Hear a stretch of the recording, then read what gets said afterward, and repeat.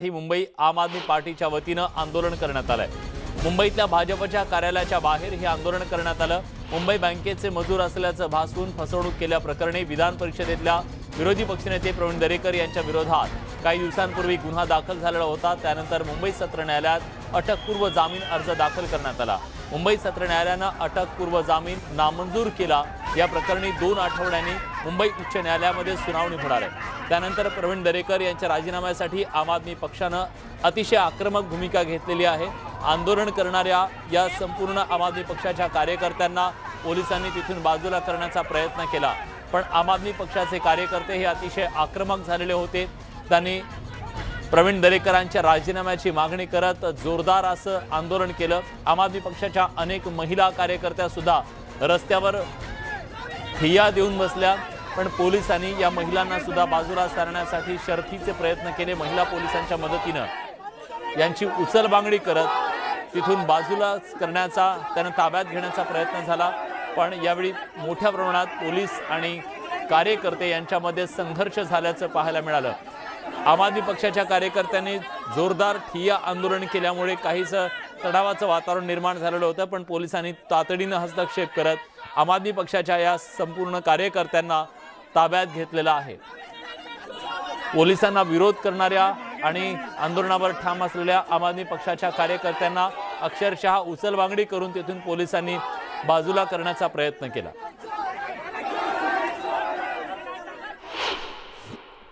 वाटतं हे सगळी नौटंकी आहे आणि निदर्शनं कसली 10-12 लोक घेऊन निदर्शन, त्याच्यामुळे ठीक आहे प्रसार माध्यमांमध्ये पब्लिसिटी मिळते, आपचं नाव येतं।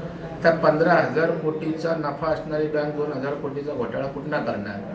परंतु आता आरोप करणाऱ्यांना आणि दाखवणाऱ्याने त्याची सत्यता न पडताळता त्या ठिकाणी या गोष्टी होत असतात, परंतु हरकत नाही, यासाठी यंत्रणा आहेत, न्यायव्यवस्था आहे, त्यांच्या दरबारी सत्य असत्य त्या ठिकाणी ठरेल। काँग्रेसचे प्रदेशाध्यक्ष नाना पटोलेंनी मुख्यमंत्री उद्धव ठाकरे यांना पत्र लिहिलंय। या पत्रातून त्यांनी किमान समान कार्यक्रमाची मुख्यमंत्र्यांना आठवण करून दिली आहे। मागासवर्गीय आणि अल्पसंख्याकांच्या कल्याणासाठीच्या योजनांची अंमलबजावणी करण्याची मागणी त्यांनी केलेली आहे। कोरोनामुळे योजना राबवायला विलंब झाला, मात्र आता पुढाकार घ्यावा असं पटोलेंनी या पत्राद्वारे नमूद केलंय। त्यामुळे काँग्रेसच्या नेतृत्वाकडून या आधीच म्हणजे हायकमांडकडून सोनिया गांधी यांच्याकडून सुद्धा राज्याच्या मुख्यमंत्र्यांना किमान समान कार्यक्रमाची आठवण करून देण्यात आलेली होती।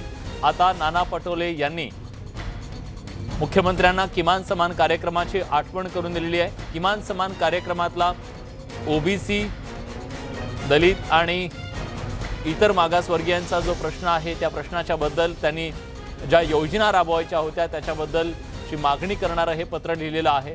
त्याची अंमलबजावणी करण्याची मागणी त्यांनी केलेली आहे। त्याचबरोबर अल्पसंख्याक समाजासाठीच्या योजनाही राबवल्या जाव्यात अशी मागणी या पत्राच्या माध्यमातून त्यांनी करत किमान समान कार्यक्रमाची मुख्यमंत्र्यांना आठवण करून दिली आहे। यानंतर बातमी कोकणातून आहे। रत्नागिरी जिल्ह्यातल्या राजापुरात स्थानिकांनी प्रस्तावित रिफायनरी प्रकल्पाला विरोध केलाय। इथल्या स्थानिकांनी आता प्रकल्पाला विरोध सुरू केला असून रस्त्यावर उतरत प्रकल्पाला तीव्र विरोध दर्शवलाय। बारसू, सोलगाव, पंचक्रोशीतील रिफायनरीला विरोध होत असून या प्रकल्पाविरोधात आंदोलन करण्यात आलं। आदित्य ठाकरे सध्या कोकण दौऱ्यावर आहेत, यावेळी स्थानिकांनी मत लक्षात घेऊन या संदर्भात निर्णय घेणार असल्याचं त्यांनी सांगितलं। यानंतर आता राजापुरात स्थानिकांनी रिफायनरी हटावचा नारा देणं, आपला विरोध दर्शवणं सुरू केलेलं आहे।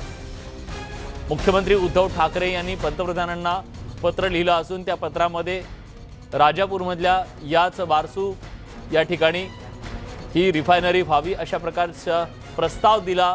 ही बाब समोर आल्याच्या नंतर बारसूमधल्या नागरिकांनी सुद्धा आता एल्गार पुकारलाय। या विनाशकारी प्रकल्पाचा धिक्कार असो असं म्हणत त्यांनी राजापुरात आज आंदोलन केलं। त्यामुळे नाणारमधून जाणार आणि मग तो राजापूरमध्ये येणार असेल तर मग राजापूरमध्ये सुद्धा त्याला विरोध केला जाईल, हे आता स्पष्टपणे दिसून येत आहे।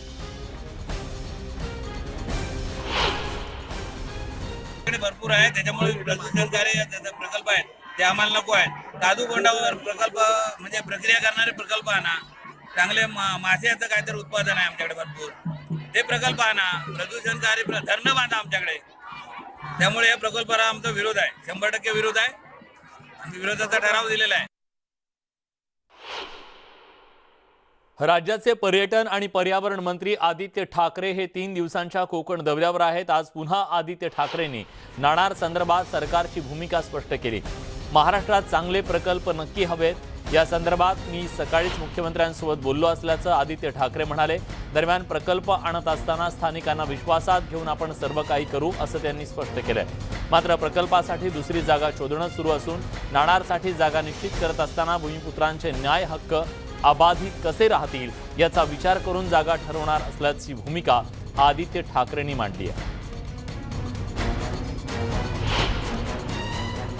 मुख्यमंत्री साहेबांनी पंतप्रधानांना पत्र लिहिलंय का नाणार रिफायनरी संदर्भात? काय नेमकं नक्की लिहिलेलं आहे। जसं आधी पण काल पण मी हेच बोललो की आपल्याला प्रकल्प चांगले हवेत महाराष्ट्रात, पण ते करत असताना जसं काल मी सांगितलं, आज देखील मुख्यमंत्री महोदयांबरोबर माझं सकाळी बोलणं झालं, त्यांनी पण हेच सांगितलं की प्रकल्प जेव्हा आपण आणत असतो तेव्हा स्थानिकांना विश्वासात घेऊनच आपण सर्व काही करू।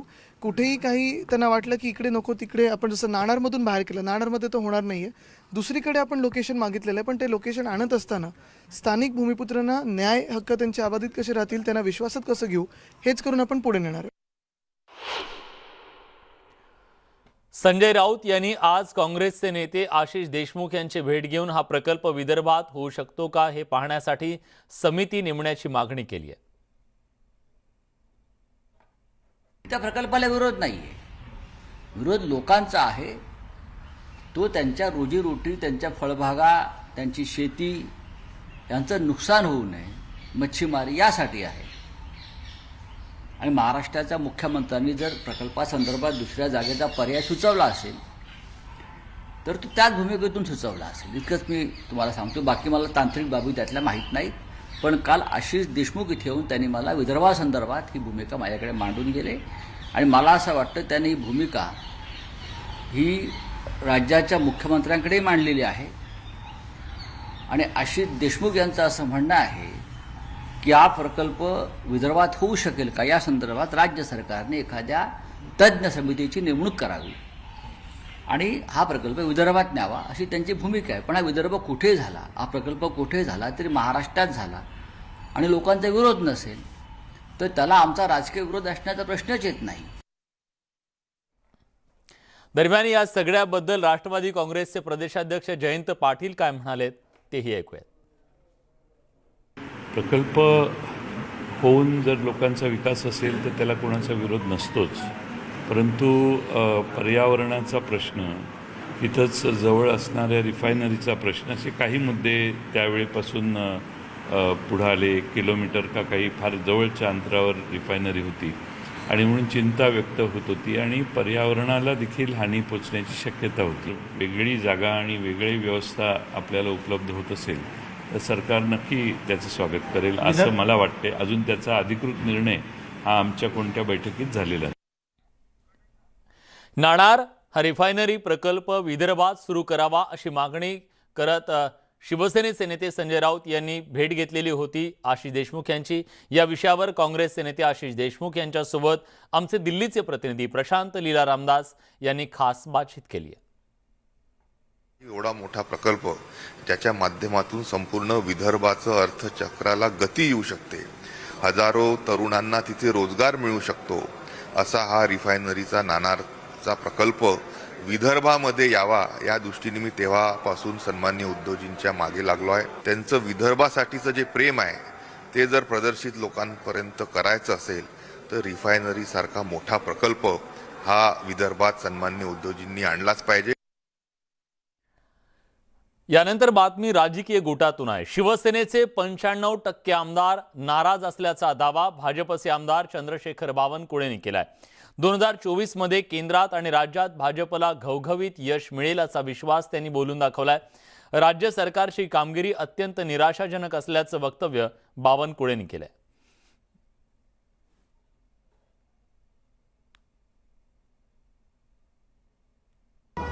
अनेक जिल्ह्यामध्ये संजय गांधीच्या योजनेच्या कमिट्या सुद्धा झाल्या नाही, विशेष कार्यकारी अधिकाऱ्याचा पत्ताच नाही आहे। 16 कमिट्या पालकमंत्र्याला करायच्या असतात त्या केल्या नाही आणि त्यामुळं काँग्रेसच्या आमदाराचं तर त्या ठिकाणी नाराजी आहेत, शिवसेनेच्या आमदारांमध्ये सुद्धा नाराजी आहेत आणि जवळपास या ठिकाणी केवळ मंत्री आणि जे या मंत्रालयात वजन आहे अशा 105 आमदारांना मोठ्या प्रमाणावर या बजेटचं डिस्ट्रीब्युशन झालं आहे. औरंगाबादमध्ये पुन्हा मोठ्या प्रमाणात शस्त्रसाठा पकडण्यात आलाय. एका कुरिअर कंपनीद्वारे ऑनलाईन हे शस्त्र मागवण्यात आलं. यात जवळपास 37 तलवारी, 1 कुकरी पकडण्यात आली आहे. यापूर्वीही 2 वेळा मोठ्या प्रमाणात ऑनलाईन शस्त्र मागवण्यात आल्याची बाब समोर आलेली होती आणि ऑनलाईन शस्त्र विक्रीला आळा घालावा अशी मागणी सातत्यानं होतीये. पण तरी सुद्धा याच्याबद्दलची पावलं उचलली जात नाहीयेत. म्हणून अगदी राजरोसपणे ऑनलाईन या तलवारी आणि ही सगळी शस्त्रास्त्र, हत्यारं सुलभपणे कुरिअरच्या माध्यमातून घरपोच मिळत आहेत. या सगळ्या गोष्टीला आळा घालणं हे प्रशासनाच्या समोरचं, सरकारच्या समोरचं एक मोठं आव्हान आहे आणि त्याबद्दलचा निर्णय घेतला जावा अशी मागणी सातत्यानं केली जाते. पण राजरोसपणे हे सगळे प्रकार सुरू आहेत, त्याला कुठलेही निर्बंध घातले जात नाहीयेत, हे विशेष.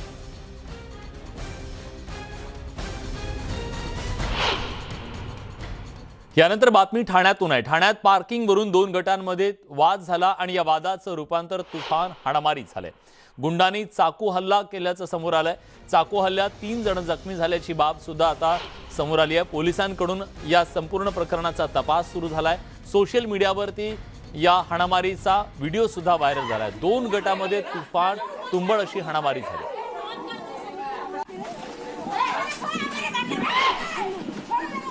फैमिली का मामला है. वो जो कंप्लेनेंट है उसकी सिस्टर है, उसके साथ में माने के साथ में प्यार करते हैं, उसके साथ में जाती है रहती है और वो अंतर्गत प्यार का मामले में झगड़ा हो गया. आरोपी का पहला रॉबरी के केस में अरेस्ट किया था, ये हमने पुलिस स्टेशन में अरेस्ट किया था और उसमें से वो जामीन के ऊपर बाहर आया है. याच बातमीसोबत बुलेटिनमध्ये आपण एक छोटासा ब्रेक घेतोय. कुठे जाऊ नका, पहा फक्त न्यूज 18 लोकमत.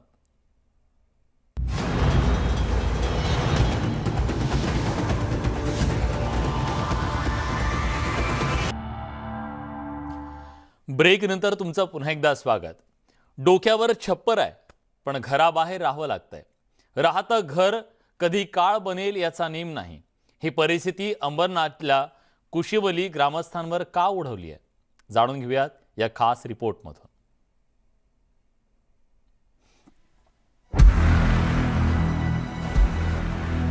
ही कुठचीही पडकी घरं नाहीये, तर या घरांमध्ये माणसांचं वास्तव्य आहे. काही वडिलोपार्जित तर काही नव्यानं बांधलेली. कशी राहणारी त्या घरामध्ये, पण तरीही या घरांची अशी जर्जर अवस्था झालीय. अंबरनाथ तालुक्याचं कुशिवली हे गाव सध्या जमीनदोस्त होण्याच्या उंबरठ्यावर आहे.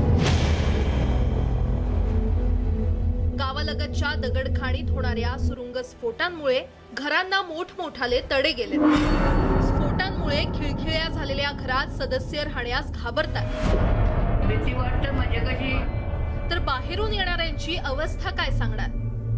घरांना पडलेले तडे एवढे मोठे आहेत की त्यात साप येऊन राहतात. यावर उपाय म्हणून नागरिकांनी भेगांमध्ये कपडे कोंबले. एवढी कंडिशन खराब आहे का आम्हाला आता अंगणात झोपायची वेळ आली ना. झोपतो आम्ही अंगणात पण झोपतो का, तर कधी पडेल कधी कोसळेल काही पत्ता नाही लागणार. जीव धोक्यात घेऊन आम्ही झोपतो बाहेर. कधी साप वगैरे पण घरामध्ये येतात. मदत तर करायला पाहिजे ना, काही विचारायला पाहिजे ना, तुम्हाला काय हवं आहे काय नको आहे. आता ही एवढी परिस्थिती खराब असताना आम्हाला भरपाई तर पाहिजेच आहे का. तर आम्ही आमच्याकडे ते ऐपत पण नाही आहे का आम्ही याला दुरुस्त करू आणि त्याच्यामध्ये राहू शकतो, असं पण नाही. काहींनी तर या भेगांना वैतागून कर्ज काढत नवं घर बांधलं, पण त्या घरांची देखील तशीच अवस्था झालीय.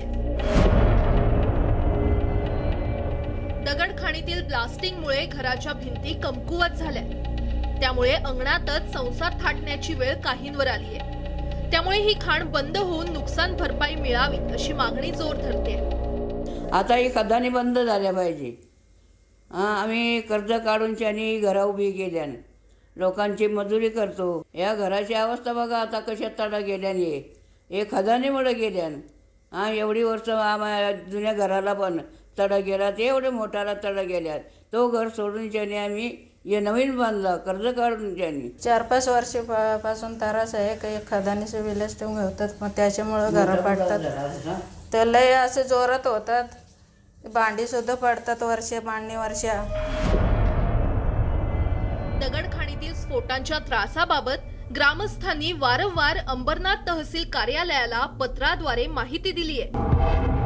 मात्र त्याचा काही एक उपयोग न झाल्यानं दगडखाण बंद न झाल्यास 4 एप्रिल रोजी आत्मदहनाचा इशारा गावकऱ्यांनी दिलाय. क्रेशर जे आहे त्याच्यामुळे आमच्या घरांना ब्लास्टिंगमुळे हादरे बसून अशा प्रकारच्या तडा जात आहेत आणि भरपूर घरांचं नुकसान होतंय. अधिकारी येऊन पाहणी करून जातात, पण आम्हाला जसा हवा असा न्याय मिळत नाही. त्यामुळे जर 28 तारखेला तनिष स्टोन क्रेशर कंपनी जर बंद झाली नाही तर आम्ही 4 तारखेला अंबरनाथच्या तहसीलदार कार्यालयावर विराट मोर्चा काढणार आहोत आणि तिथे जर आम्हाला न्याय नाही मिळाला तर आम्ही गावकरी सामूहिक आत्मदानाचा इथे तुम्हाला इशारा देतो आहे. दरम्यान तडे गेलेल्या घरांची तहसीलदारांनी पाहणी केली असून योग्य त्या कारवाईचं आश्वासन त्यांनी दिलंय. मौजे साखरोली येथे तनिष दगड ज्याला आपण स्टोन क्रशर म्हणतो हे कार्यरत आहे. सदर स्टोन क्रशरच्या ब्लास्टिंगमुळे काही घरांना तडे गेल्याची तक्रार आपल्याला मौजे कुशवली गावातील गावकऱ्यांनी केली होती. त्या अनुषंगाने जी स्थळ पाहणी केली त्याच्यामध्ये आपल्याला असं निदर्शनास आलं की 89 जी घरं आहेत त्याच्या भिंतींना तडे गेलेले आहेत. या दृष्टीने आपण वरिष्ठ कार्यालयास अहवाल सादर करीत आहोत आणि याच्यापुढे जी आवश्यक ती नियमानुसार कारवाई आहे ती आपल्याकडून करण्यात येईल. याच्यामध्ये माननीय जिल्हाधिकारी कार्यालयाला संपर्क साधून त्यांच्याकडे अहवाल सादर केलेला आहे. आपण बघूया पुढे याच्याबाबत काय कायदेशीर कारवाई करण्यात येते आपल्याला लवकरच कळेल. गावकऱ्यांच्या आत्मदहनाच्या इशाऱ्यामुळे शासकीय यंत्रणा कामाला लागल्या. त्यामुळे आता तरी या दगडखाणीच्या संकटातून सुटका होईल अशी ग्रामस्थांना अपेक्षा आहे. गणेश गायकवाडसह न्यूज 18 लोकमत, अंबरनाथ. यासोबत बुलेटिनमध्ये आपण इथेच थांबतोय. ताज्या घडामोडींसाठी बघत रहा न्यूज 18 लोकमत.